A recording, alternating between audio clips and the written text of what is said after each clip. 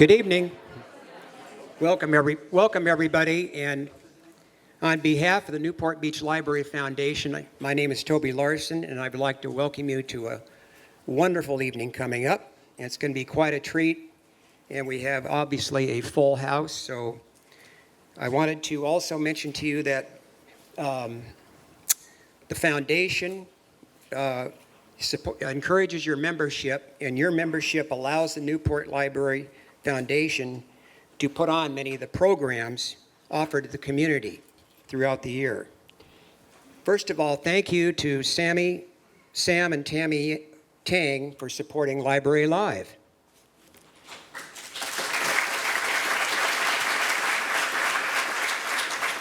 And thanks to Nespresso and Fashion Island for hosting tonight's coffee out in the courtyard.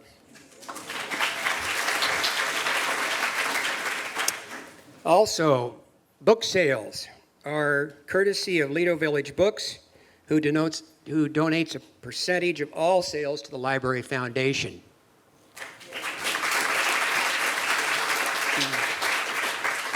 And Mr. Jobrani will be signing books in the front of the room after the talk.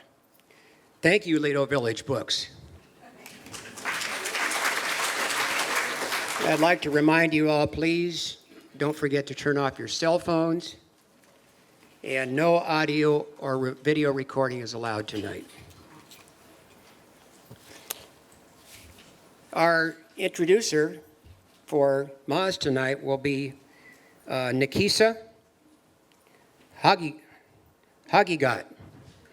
I defy you to spell that. Nikisa is a graduate of Corona Del Mar High and attended UC Irvine for both her undergraduate and graduate school, where she received her bachelor's in biological science and her master's in public health. She is currently a first-year medical student at UC Riverside School of Medicine and is excited to be home and at one of her favorite places in the world, the library. Please welcome Nikisa Hagigat. Thank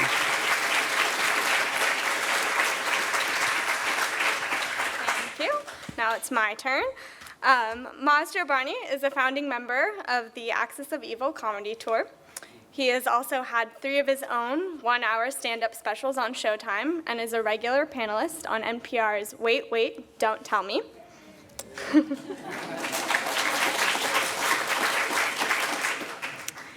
His award-winning comedy, Jimmy Vestvood, Amerikan Hero, which he describes as the Persian Pink Panther meets Borat, will be out in theaters in early 2016. He is an LA Times best-selling author with his book, I'm Not a Terrorist, but I've played one on TV. Please join me in welcoming Maz Jobrani.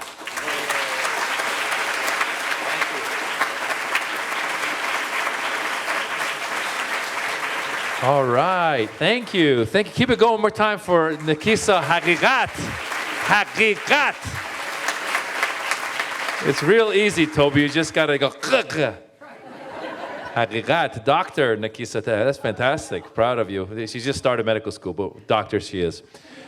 And Toby, thank you very much. Thank you. You called me Mr. Jobrani. I felt weird for a minute there, but Maz is better. That works. Thank you, sir. Thank you for having me at Newport. This is wow. I didn't expect this. No, because when they asked me, Simon & Schuster, who's the publisher of the book, said, "Would you want to do a talk at Newport?" This was like 6 months ago. I said, "Sure." And then when somebody emailed me earlier this year, earlier this week, saying I can't get tickets, and I was like, "Oh wow, people are actually going to come." Was that you? You got in? Oh, fantastic! Thanks. Yes. See, I told her, I said, if you show up, you may be able to get in. There you go. Fantastic. I love it. The last seat of the house. That's great. You made it. But no, this is beautiful. I don't usually come to Newport when I come down to Orange County. I usually go to Irvine to do their shows at the Irvine Spectrum at the Irvine Improv, where basically I call Irvine basically Tehran. There's a lot of Iranians in Irvine. Are there Iranians in Newport as well? Are there? Yes? You guys live here or are you just visiting? You live here. Fantastic. Who would have thought? Whoa. Hey, bro. All right. I didn't know we were in Newport, too. This is cool. All right. Look out. We're taking over. This is cool. This is beautiful down here. And I appreciate being invited to come down and talk to you guys a little bit about my book. And we'll do some questions afterwards. I will get into the book a little bit. As Nikisa said earlier, the book is called I'm Not a Terrorist, but I've played one on TV. And I'll tell you, the story is just basically, I've been doing, some of you know me, some of you don't. I've been doing stand-up for about 17 years.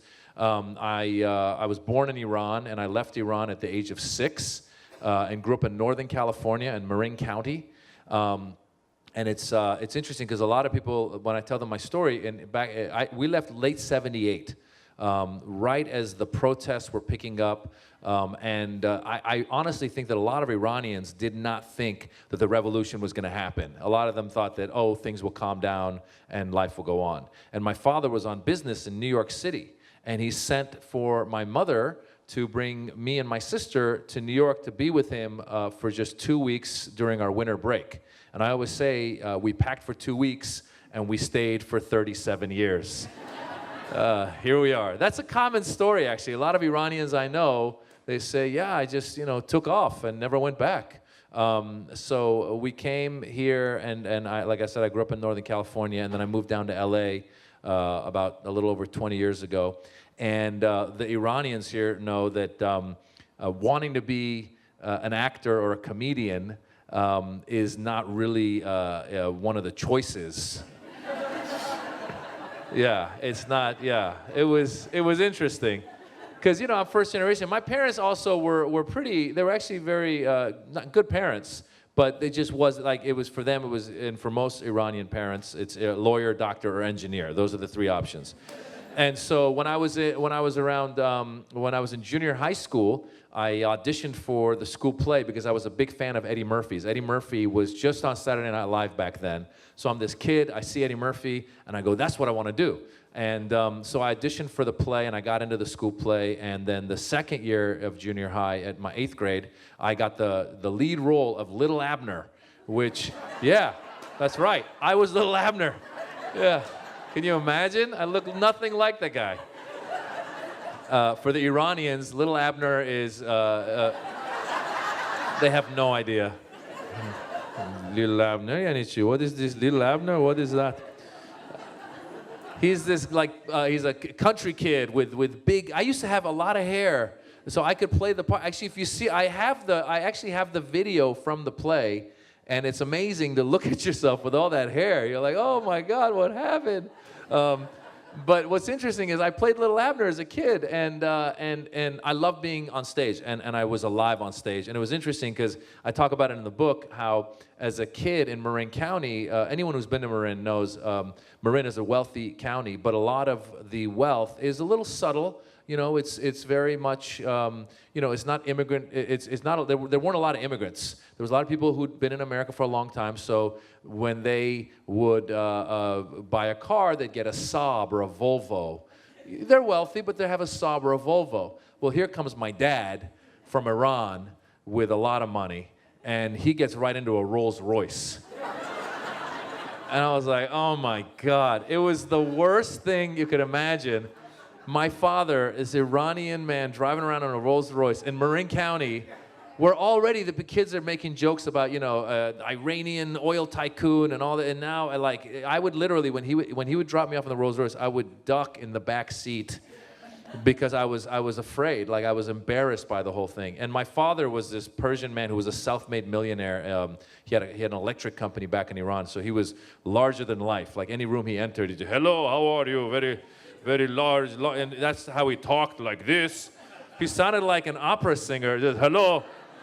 And constantly, look, every kid is embarrassed by their parents, but when you have immigrant parents with that thick accent, oh, forget it. He would say stuff like, we would go, I'm not kidding, there was an ice cream store, I talk about it in the book again, there was an ice cream store in downtown Tehran where I grew up. And I remember walking in one time, and I must have been like 10 or 11, and there was this 14-year-old girl behind the counter that was working, and my father, hello, young lady, how are you? Yes, you marry my son, yes? I was like, oh. I mean, I loved strawberry ice cream. I was turning the color of the ice cream. So that was my father, and so yeah. So when I would do this play, when I would do the play, Little Abner, my parents would come, and all the other parents would show up, kind of dressed nice but casual. Persians don't know that word. My parents, they would dress like they were out for a night at the opera. I mean, my father's in a suit. My mother's got this dress. My aunt has a mink coat. You know, I'm like, what are you guys doing? And they're embarrassing, I'm telling you. And then what was interesting was, like, after the play, I would go, and the director of the play, all the directors were very complimentary and nice, because I think I felt alive on stage. Like, early on, there was people that were telling me, hey, you could do this professionally, and that kind of got in my head. And so after the play, we'd show up, and the director would tell my parents, you know, he's really got a talent for this. And my parents would just, oh, thank you, thank you. You know, they would just nod politely. And then in the car, they'd be like, that lady's crazy. What is she talking about? You will not do this professionally. You will be a doctor or a lawyer, or I'll send you back to Iran. So the options were given to me. So anyway, so I started doing stand-up, and finally was able to get their support. And then a couple years ago, my manager said, "Hey, why don't you write a book?" And I said, because Keith Richards just wrote a book, and that guy has lived a lot. I was like, I got a long way to go, you know. And we went around and we started meeting with some publishers, and the editor, Simon & Schuster, had a great idea. She said, listen, you've been traveling around the world ever since you were born in Iran. You grew up in Northern California, and now with your stand-up, you've had a chance to actually do shows in the Middle East and around the world. Why don't you take each place and make it one of the chapters? And so that was a great idea. I said, let's do this. And once I wrote the book, I realized that the beauty of writing a book is that people get to read about your experiences. Hi guys, how are you? Welcome. Hi, hello. Yes, welcome. Yes. This is Hagigat right there, and Hagigat and Toby. Welcome. So yeah, what's great about writing is that people get to read your experiences, and I realized that given the time that we're in, I travel a lot for my stand-up, and I still run into people. We all know that there's a lot of people who have no idea about anyone from the Middle East, or anyone from any other country for that matter. I mean, all you gotta do is watch a Trump rally and you see it. I mean, you know what I'm talking about. Did you see the rally with the guy in New Hampshire, and the guy gets up and he goes, we got a problem in this country, I'm gonna come right out and say it. Muslims! And Trump goes, yeah, we're gonna look into that. And I was like, what? I go, you can't just say that! Trump's like, yeah, put it on the list. That's one of the Muslims. How do you spell that? M-U-S-L-I-M. Okay, we're gonna look at that. That's a good. Oh my God, what a numbnut. Anyway, there's a lot of people that, as you know, are not open-minded. So I think, you know, not just my book, but a lot of books. I mean, if you're not gonna travel, at least read the book and see that, you know, we're not all terrorists. Because, I mean, it's crazy. I mean, it's true. Like, I actually have had another experience this happen. Because, listen, if you watch too much Fox News, seriously, and that mentality, you really think the rest of the world is out to get you. And I'll tell you, because I experienced it again firsthand. I had over last Christmas holidays, my son is half Iranian, half Indian, and the neighbor's kid is half black and half white. And they live in LA, and they're used to diversity. And the neighbor's kid had his cousin come from Wisconsin, who I think is not around as much diversity. Because this happened, little 6-year-old boy, I'm not kidding, I took them to go see, we went to go see Annie, and we went to wash our hands, and an Indian Sikh walked in wearing a turban, washed his hands, and walked out. And my son and the neighbor's kid, they didn't blink. The neighbor's cousin, he lost his mind. His jaw dropped, and he turned to me, he goes, that guy was ISIS! I'm not kidding. Yeah. I go, what? He goes, he's ISIS! I go, no. I go, that's an Indian Sikh. That's who wears turbans. I go, he's not ISIS. I go, by the way, you've been playing with my son all weekend. He's half Indian. And he's like, your son is ISIS? I go, no, he's not ISIS. I go, my wife is from India. He goes, your wife is ISIS? I go, no. I go, she terrorizes me, but that's something else. She's wife sis. It's very different. They're terrorizing husbands all over the world. But it's out there. It's out there. And so, like I said, with the book, I hope that when people read it, they realize that, like I said, we're not all terrorists. And the title comes from a Chuck Norris movie that I did early in my career. Thank you. No, it's okay. So early in my career, when you start out in Hollywood, you're trying to make some progress. You're trying to get some work, and I had a day job at an advertising agency, and I thought to myself, if I could just get enough TV or film work, I can quit this day job and I can move on, right? So I auditioned for and got a part in a Chuck Norris movie. This is before September 11th, where I was going to play an Afghan terrorist who was going to blow up a building in Chicago. Yeah, exactly. And I was like, should I do this? Should I not? And then I thought to myself, you know what I'm going to do? I'm going to take this part and I will show through my acting ability why this guy is doing what he's doing. Like I'm going to bring actually dimensions to this character. I'm such an idiot. I convinced myself I could do that. So I went down to Dallas where they were filming this, and I went to the wardrobe fitting, and they go, here's your shirt, here's your pants, and here's your turban.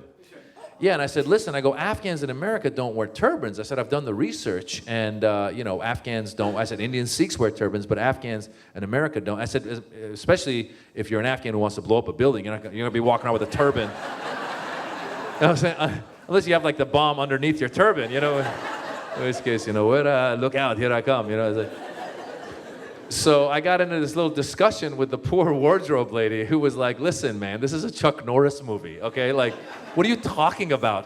And I was like, no, we should do this right. And she goes, the producers want the turban. And I was like, just tell them I've done my research, no turban. And so poor girl, she's like, okay, I'll talk to them. So then the next day I show up to go into my dressing room to get my clothes together, and there's my shirt, there's my pants, and there is a scarf. And I said, aha. I said, see, I don't mind wearing a scarf. And she's like, that's not a scarf, that's the turban. You just got to wrap it back up. So I felt stupid, but I did it, and I felt really bad. It turned out that Chuck Norris's brother, whose name is Aaron Norris, who I guess came from the old school, he wanted the turban.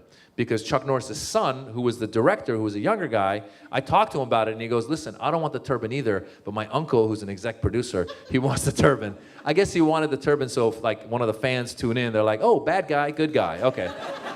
So then I said no more of those parts. And then I ended up actually taking one more. The TV show 24 called, and they said, we have a terrorist. And I said, no. And then they go, but he changes his mind halfway through the mission. I go, ooh, ambivalent terrorist, okay. I can do that. So that was the last time I stopped. After that, I said no more terrorist parts, and that was like 15 years ago or so, and I haven't worked since. But no. Actually, the good news is they always say this, and it's true. I think they say in Hollywood one of the strongest words is no, and it really was. And I don't know if other people were listening to me or just felt good to say it, but I said no, and I've had a chance to play a lot of other parts.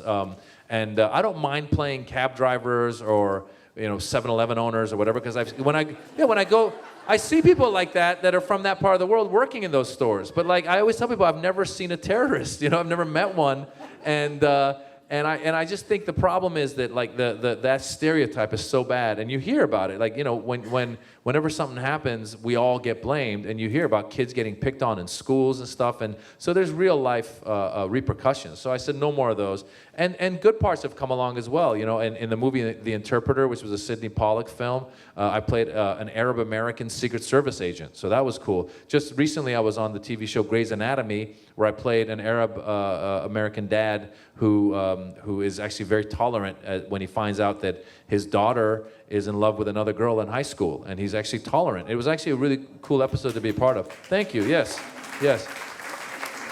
So anyway, that's kind of that's where the title came from. Now here's what's interesting, because a lot of times when I do my stand-up, I'm actually lucky that I've had a diverse crowd, and I love having a diverse crowd. I think we all laugh together, and it brings us closer together. But what's interesting is, when I wrote the book, it reminded me that even within the communities, Middle Easterners and Iranians and Arabs and Muslims and Indians and Pakistanis, just people from that part of the world, there's racism within the groups. Like everyone thinks they're better than everyone else.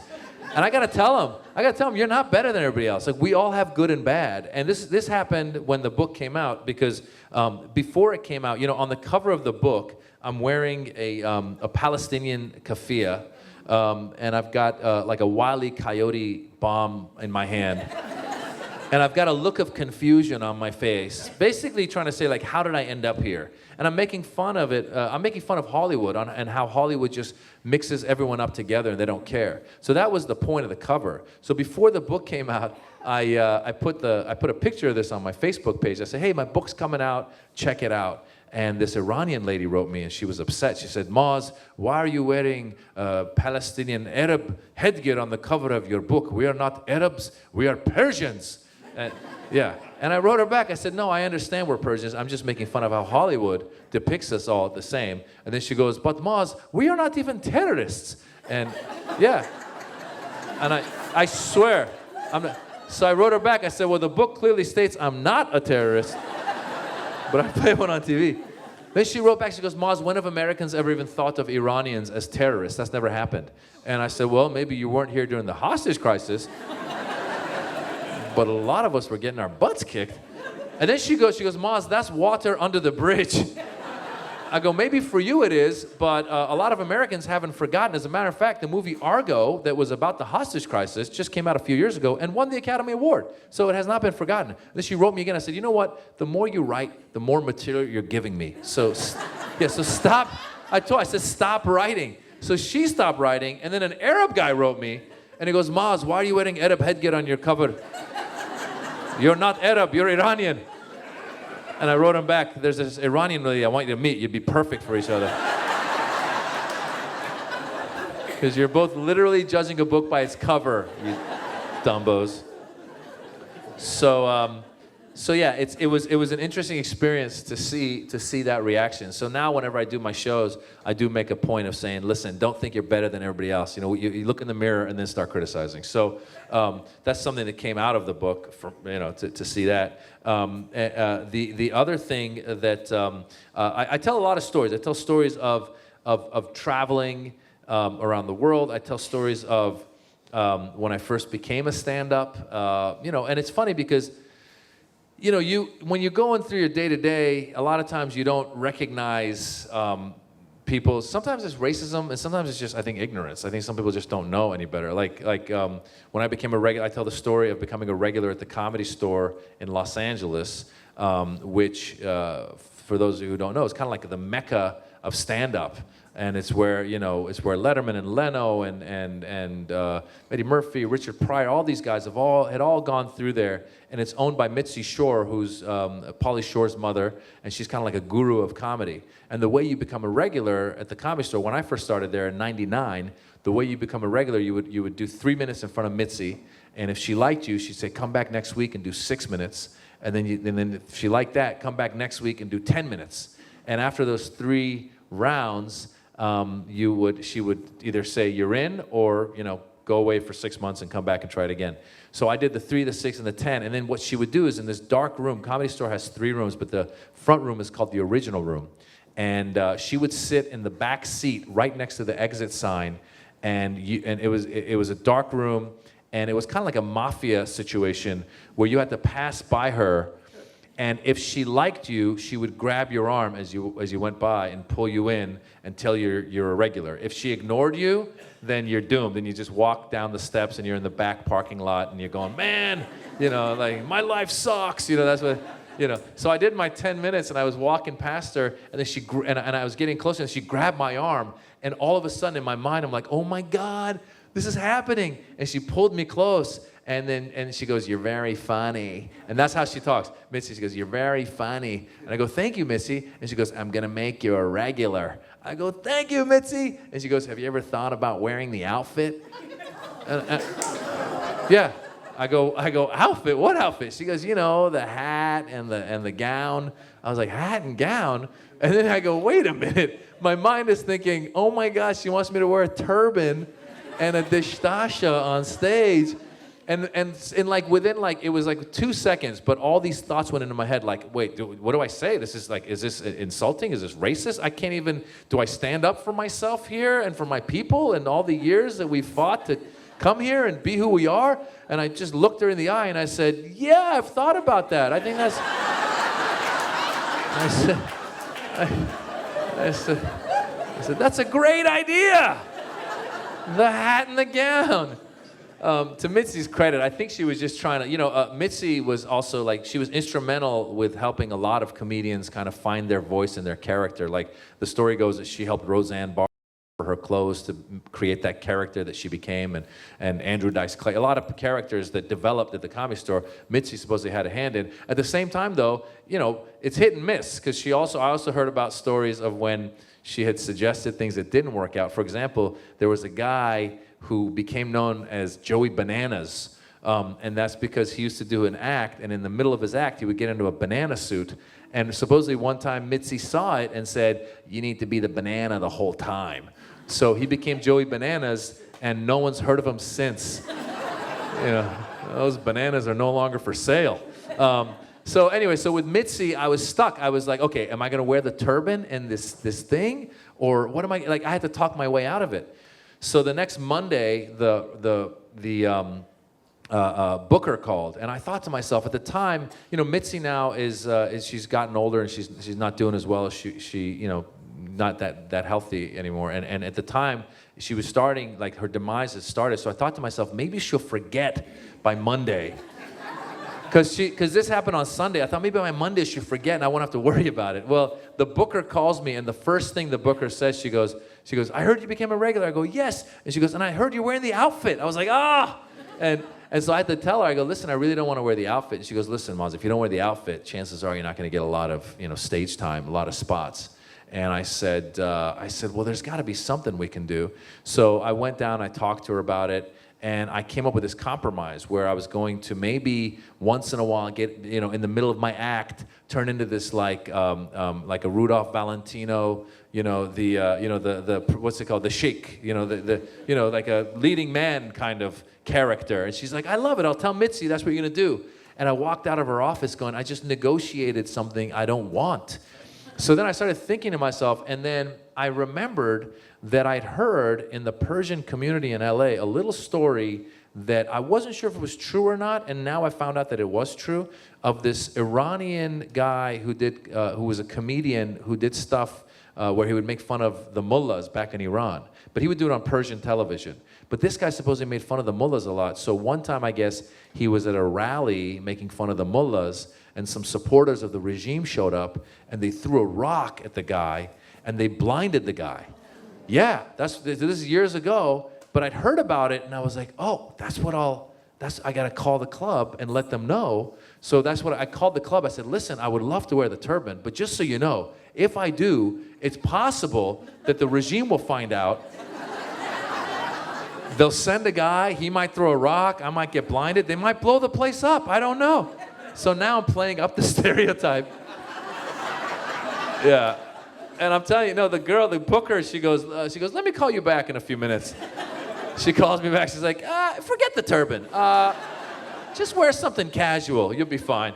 And that's how I got out of wearing the turban and the dishtasha on stage. And the funny thing is, to Mitzi's credit, so Mitzi Shore was the person who actually put me and the other guys together and created what later became the Axis of Evil comedy tour. Because Mitzi was also someone who believed that comedy could heal. And in the year 2000, she's Jewish, and she was watching the news, and it was one of the latest intifadas with the Palestinians and the Israelis, and she came out, she said, I feel like there's gonna be a need for a positive voice of Middle Easterners in the near future. This is before September 11th.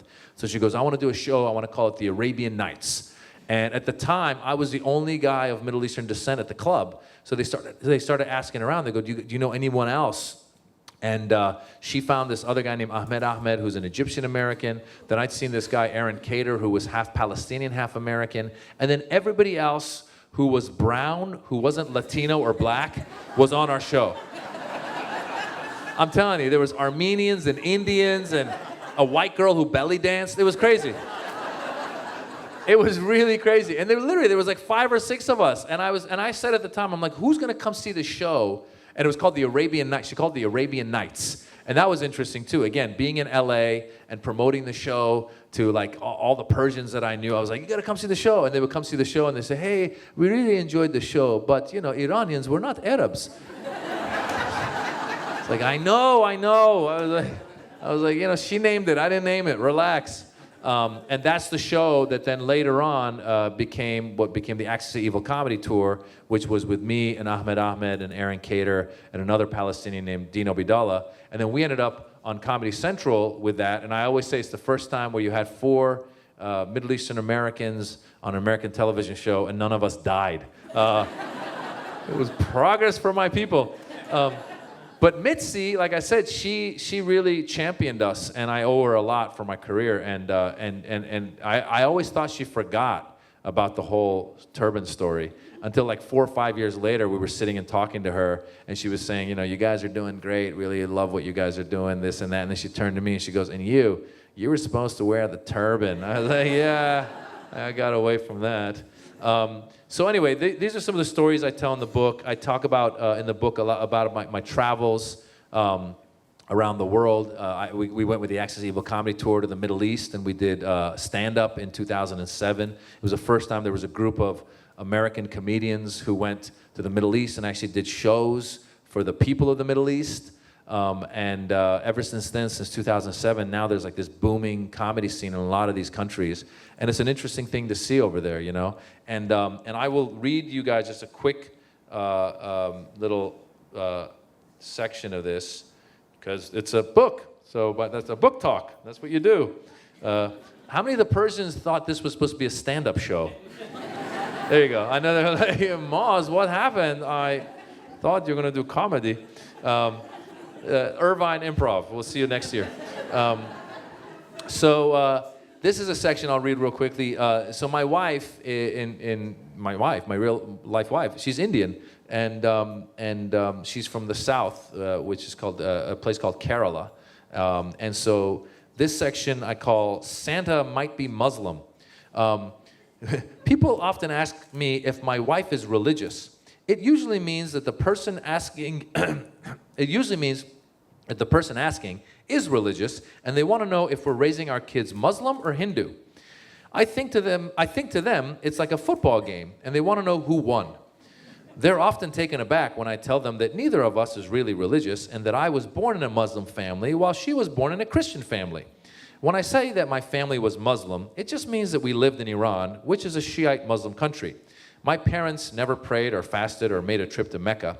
The closest thing we had to a religious person in my family was my grandmother, who thought she was religious, but really was just superstitious. Is this true? Yeah. She would say, when you go to a casino, say a prayer to Allah and then put all your money on black.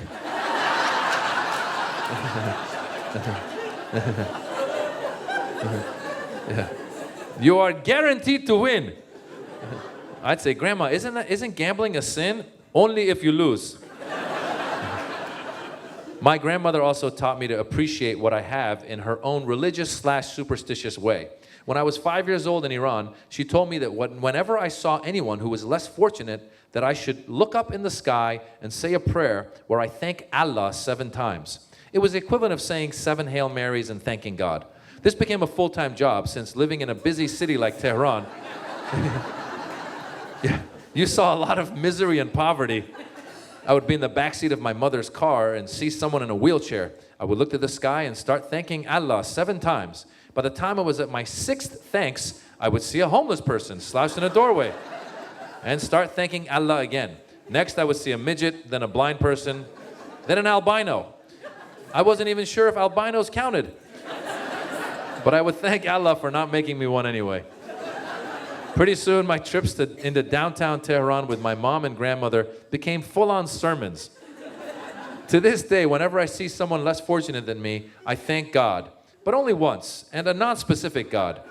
Such are the ways of a busy Muslim-ish person in the 21st century. I would say the closest religious belief I have is Zoroastrianism, which was the first monotheistic religion. Their tenets are good words, good thoughts, good deeds. As long as you live by that, then you send a positive energy into the world. Live and let live. Hold on, I'm not done yet. Okay. However, in honor of those trying to keep score, I found a way to create a tie in the Muslim versus Christian competition. This Christmas, I will give the kids a dose of East meets West when I dress up in a Santa Claus outfit and put a turban on my head. I will call myself Sunni Claus.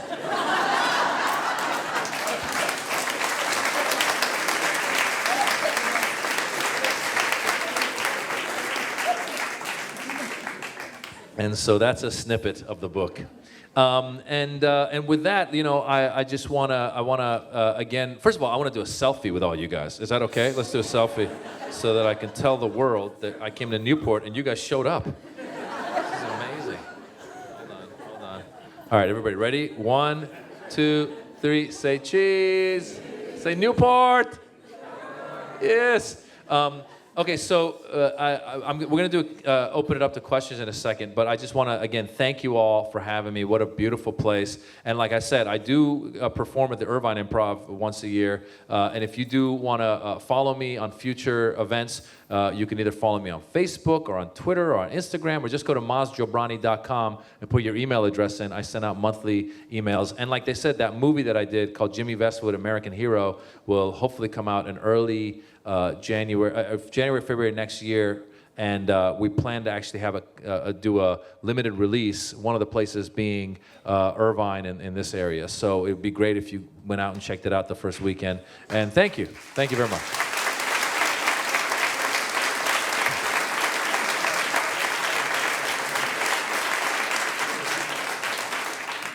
So now, if anyone's got any questions, yes, sir.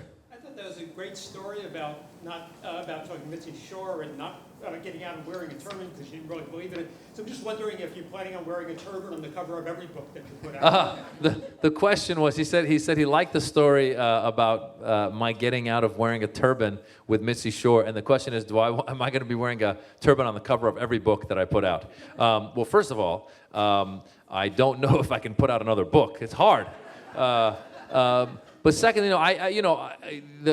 again, first of all, I don't mind wearing turbans and parts and stuff. I did a guest star on a Curb Your Enthusiasm where I played an Indian Sikh, and I didn't mind wearing the turban. I don't mind wearing it. It was more, first of all, on stage as a stand-up comedian, you don't want to do that because then you've created a persona. And one of the things about stand-up comedy is about, I think for me, what I like is you get to talk about who you are, and it's about finding who. Stand-up is like therapy. It's the best form of therapy. So if you're hiding behind a character, that's never going to happen, and you really will pigeonhole yourself. I have a tough enough time already, getting out of being the Iranian guy and not just being like the lawyer or the doctor or whatever my mom or dad wanted me to do. But also with this, I just it's so funny because the publisher was a little wary about the title and the look, because they said the word terrorist, they said, is going to scare people, especially like if it's at the airport, they said it's going to turn people off. Yeah.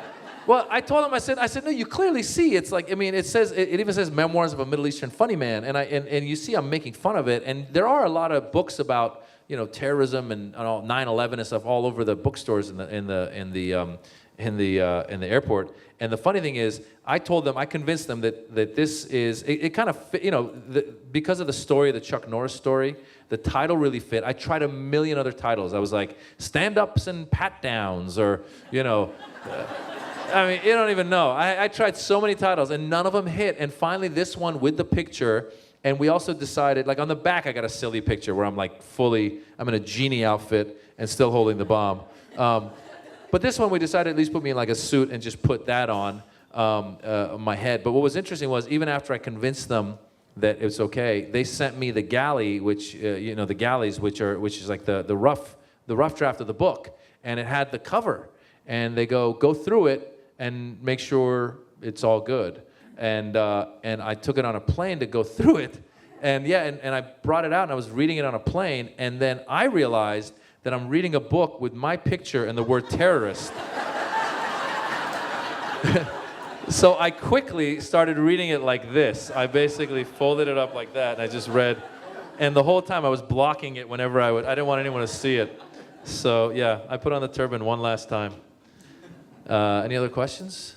Yes?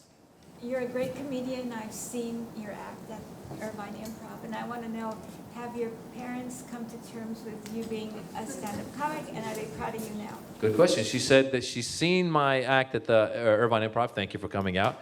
Or have my parents come around? Yeah, my parents did come around. My father passed away in 2009. He spent the end of his life mostly in Iran.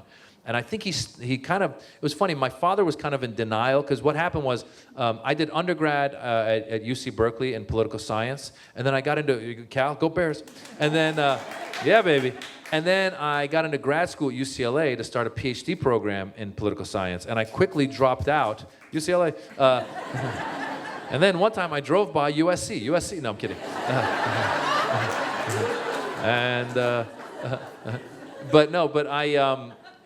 But what's funny is I think my father, because he was in Iran when I dropped out of the PhD program, I think he kind of lived in denial, because I would talk to him and he was supportive, but he'd be like, okay, so when you go back to the program and get your degree, then you can come work with me. Like, he didn't understand at all what I was doing. My mother thought I was crazy, because my mother already, they'd wanted me to be a lawyer. Then I spent my junior year abroad in Italy for a year. And while I was there, I was like, you know what? I don't want to be a lawyer. There was this professor. I love what he was doing. I go, I'm going to be a professor. So I came back to America. I go, Mom, I'm going to be a professor. And my Iranian mother was like, what? You can't be. There's no work for professors. I was like, how do you know the job market for professors? What are you talking about? And then when I got into the PhD program at UCLA, she at least accepted me becoming a professor. Then when I said I'm dropping out to go be an actor, she thought I lost my mind. And listen, as you know, a lot of Iranians, we come from a revolution. So I think that my mom, like her thinking was, you know, you have to have a job that can be stable and you can do in other countries if and when the revolution hits in America. So listen, once I said I'm going to be an actor, she goes, listen, at least you didn't become a lawyer, you didn't become a professor, at least become a mechanic. I'm not kidding. I was like, how'd you go from lawyer to mechanic? She's like, when the revolution happens, you can be a mechanic in Argentina or something. So she was very hesitant, but she's finally come around. Like, she's come all the way around, and now, like, she'll come over and, you know, to my house, and she'll be like, listen, our neighbors, you know, I need a couple DVDs and some T-shirts. She's taking all my merchandise and giving it out. So Mom's come around, and my dad at the end of his life, I don't think my father, a lot of American friends that I talk to who aren't from LA, they tell me, they go, when I tell my parents in the Midwest that I'm acting, they'll say things like, you know, why don't you tell the producers to put you in Star Wars? Like, they don't get how it works. That's American parents from the Midwest. Now imagine Iranian parents. I don't think my dad ever quite understood how it all worked. The only time he kind of got what was going on, I was a regular on a TV show on ABC that was short-lived, but I got to go do, we filmed 13 episodes, and they pay you well. And I was on the show, and I told my dad, I go, Dad, I'm on this show on ABC. He didn't even know what ABC was. Not that he was, you know, not that he spoke English pretty well, but he just wasn't in, you know, he didn't know much about what's going on with media. I go, I'm on a show on ABC. He's like, oh, good for you. And I was like, they're going to pay me a lot of money every week. He's like, oh, okay, I get it. So finally, the money did it for him. Yes, sir. What countries in the Middle East have you performed in? What countries in the Middle East have I performed in? I performed in the United Arab Emirates, where I've done Dubai as well as Abu Dhabi. I've done Amman, Jordan. The first time I went to Jordan, actually, the king of Jordan came to our show, which was, talk about it in the book. It's the craziest experience ever, because what happened was when the special came out, the king is very westernized, I guess, and a friend of his had handed him the DVD for the special, and he said that he watched it, and we got an email from the royal palace asking for our mailing address. And I thought, like, they're gonna come get us or something. So one of the guys had a P.O. box, and I said, listen, I go, give him that. I'm not kidding. Yeah. So we gave him the P.O. box, and then they sent us 4 letters saying, I saw your special, I really enjoyed it, et cetera, et cetera. And I was like, wow, and I've got this letter somewhere. I don't know where. I'm so bad with keeping stuff. It's somewhere in a pile. I'm so dumb. But then when we went to Jordan, they told us the king might be coming. And then the day before, they called us, they said a special, because they can't say it, they go, special guest is coming, no filming is allowed. I'm like, oh my God, the king is coming. And it was a really cool experience because I've never performed for a king. And it was interesting. It was during the Bush administration, 2007, and you had Bush in office here and you had Ahmadinejad in office in Iran. Both of them just saying some crazy stuff. So anytime I would do a joke about Bush or Ahmadinejad, I would kind of look at the king to kind of be like, you could do something about this. So it was a cool experience. So we went to Jordan, United Arab Emirates. We went to Egypt, where we did Cairo as well as Alexandria. I've done Saudi Arabia, which is another trippy place to perform in. I've done Bahrain, Oman, and Lebanon, which is amazing. And I've never done Iran. And there's two reasons. One is, first of all, the shows are all in English. So you got to go places where English is spoken well enough where people will get you. And I'm sure there's enough Iranians that speak English, but it's just you need to have like a big enough crowd that will get it. Secondly, because I've done jokes about the about the leadership there, I have a feeling that the show would be short and be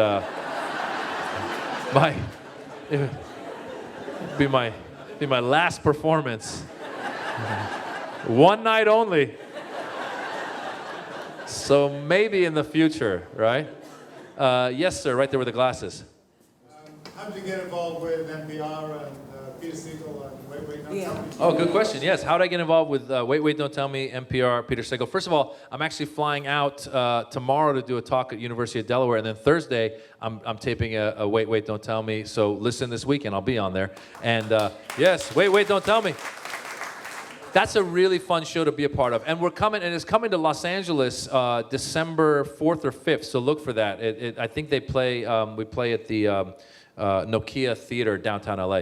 But that was interesting because I used to play soccer on Saturdays with my friends, and every time I'm driving home, I would turn on NPR and listen to Wait, Wait. And I remember one time I heard Sarah Silverman was the call-in guest, and she was playing that quiz they play.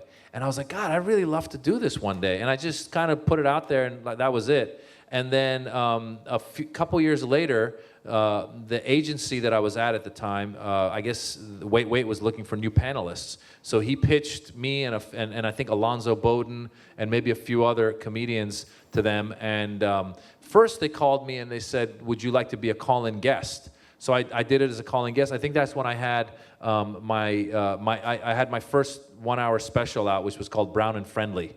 And yeah, that was. I've had. So I did after Axis to Evil, which was 4 of us. Then I did Brown and Friendly. Then I did I Come in Peace. And yeah, it's all about a hug. You know, my next one will be Give Me a Hug. And my latest one is called I'm Not a Terrorist, but I Play One on TV, which is actually on Showtime. So if you have Showtime, you can watch it on ShowtimeAnytime.com. But anyway, they after I did that, then they said, "Do you want to be a panelist?" And I was like, "Hell yeah, I want to be a panelist." And it's been great. The first time they had me on as a panelist, I was actually on a trip in Hawaii with some friends, and I had to go Hawaii, LA, Chicago. And my friend was like, "Dude, just can't you get out of this?" I was like, "You don't understand what this is." And it was exciting because if you listen, you know, Peter Sagal and the writers, they write a lot of his material, but then once he throws it out, then we all riff, including him. He's very quick. And the only thing that we get to write before we get there is the bluff the listener. And I love writing. I hate it when they give me the real story. I love it when they let me come up with my own story.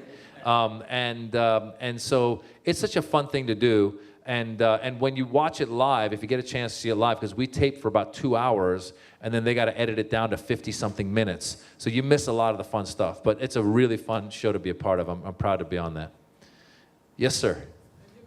Have you ever performed in Israel? Have I ever performed in Israel? I have not. There's a Jewish American comedian who does tours over there. He's been wanting me to go, and then there's a Palestinian American who's been wanting me to go as well and do like Ramallah and some of those. I've been wanting to go and do both. I have young kids, 7 and 4, and my what?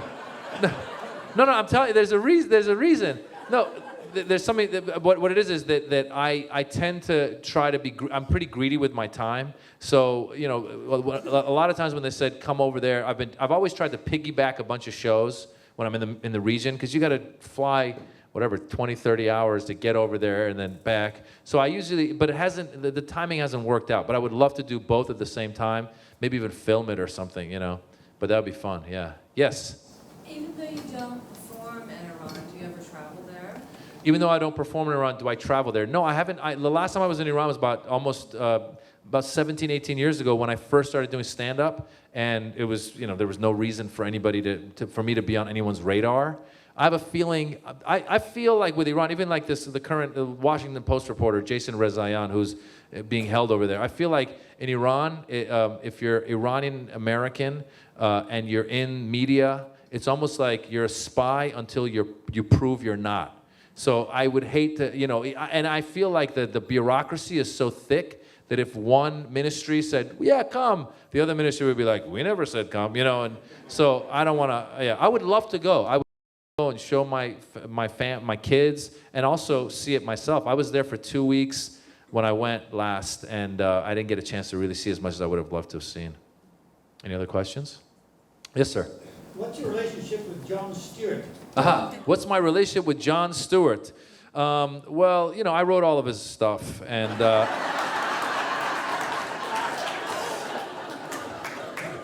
for a while it was Stewart and Jobrani.